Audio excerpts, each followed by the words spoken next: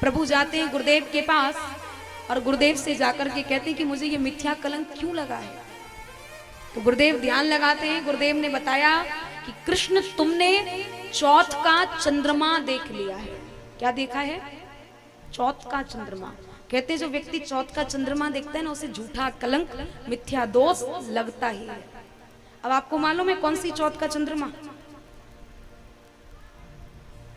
गणेश चतुर्थी वाला चंद्रमा किसी को भी नहीं देखना चाहिए। अगर देखा भी है गलती से तो उसका परिहार करना चाहिए। अगर आपने देख लिया तो आपको कोई ना कोई झूठा कलंक मिथ्या दोष लगेगा ही, ये निश्चितता है। और इसका कारण क्या है मैं आपको बताऊं। एक बार लंबोदर महाराज, विनायक महाराज मेवा मोदक खा करके जा रहे हैं। उस दिन भी था गणेश चतुर्थी का दिन, और बैठने वाली सवारी जो है वो बहुत भारी भड़कम है और जो मूषक देवता है वो बहुत हल्के हैं।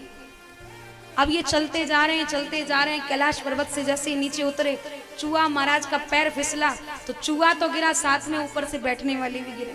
बोलिए गणेश जी महाराज की। अब बैठने वाला जब गिरा तो गिरने वाला पहले ये नहीं देखता कि मुझे चोट कहाँ लगी है। सबसे पहले क्या देखता है?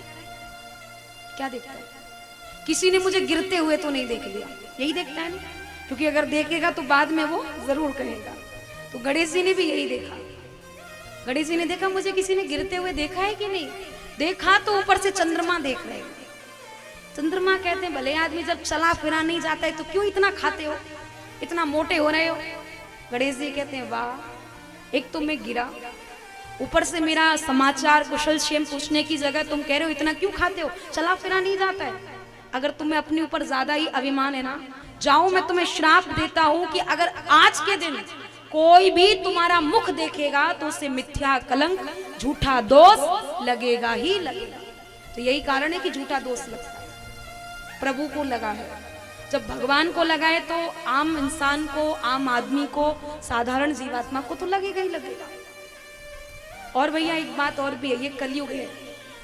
यहाँ व्यक्ति को कोई भी हो कष्ट तो पाने ही पड़ते हैं, संकट तो पाना ही पड़ता है, परंतु अपने द्वारा प्रयास कीजिए कि मेरे द्वारा कभी किसी को कष्ट ना हो।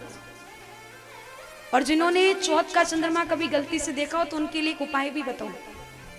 आप अपने पड़ोसी के घर में एक छोटी सी मिट्टी की डेली फेंक दो तो आपका परिहार हो जाएगा। छोटी सी फेंकना, कोई बड़ा ईंट पत्थर मत फेंक देना, नहीं तो लड़ाई हो जाएगी। और या फिर अपने किसी मिलने वाले को एक धीरे से थप्पड़ लगा दो। अपने को ही लगाना, दूसरे को मत लगाना। अपने को लगाओगे तो आपका दोष मिट जाएगा, और दूसरे को लगा दिया तो वो आप ही को मिटा देगा, क्योंकि ये कलयुग है। पहले कहते थे ऐसी वाणी बोलिए मन का आपा खोए, औरन को शीतल करे आपो शीतल होए। पर अभी कलयुग ने बदल दिया इस बात को। अभी क्या हो गया जानते हो? ऐसी वाणी बोलिए जमकर झगड़ा होए।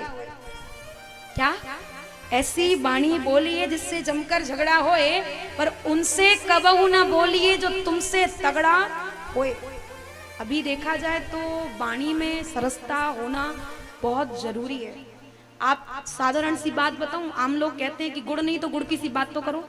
आप किसी को खाने के लिए नहीं दे रहे हो तो कम से कम उससे प्यार से दो बातें कर लोगे तो आपका घट नहीं जाएगा। पर अभी व्यक्ति के अंदर इतनी तीव्रता रहती है कि ना जाने महाराज कौन किस हिसाब से चलता है। सुखदेव प्रभु कहते हैं कि प्रभु ने चौथ का चंद्रमा देखा है।